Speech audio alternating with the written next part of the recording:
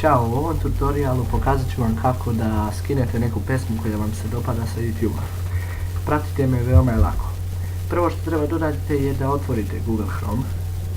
Evo ga, otvorili smo Google Chrome, sada izlazimo na YouTube. Kada izađemo na YouTube, pojavi se ovo i sada tražimo pesmu. Evo recimo skidat ćemo sada zvuk, kliknemo znači zvuk, MC Janko, Andreja zvuk. Kada uđemo na pesmu, pesma traje znači.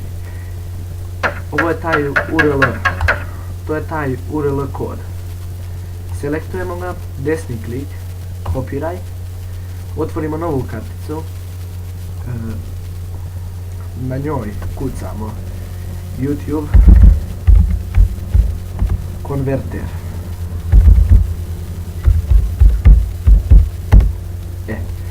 Uđemo u pretvarač iz YouTube u MP3.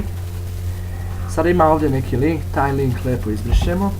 Ovdje selektujemo naš link, to jest nalepimo ga. Kliknemo na pretvori video. Sada nam je vaš video uspješno pretvoren. Sada. Kliknemo na preuzmi. I sačekamo da nam se preuzme video. To je sve što bi trebalo da se uradi. Zatim kada se to skidanje završi, evo ga,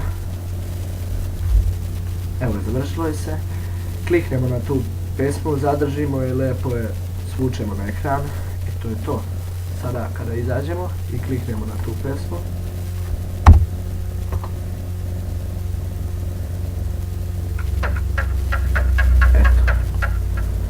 hvala na pažnji i nadam se da vam je se svidio klip.